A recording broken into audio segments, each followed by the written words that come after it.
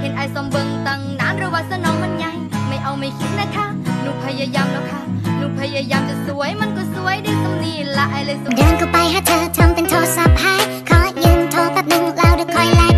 แบบว่าไลน์เธอไปจนตักหรือว่ารักเธอไปจนตายเห็นเธอมาเป็นไข้ที่ชนเอาใจน้องมาให้พี่ได้ก่อน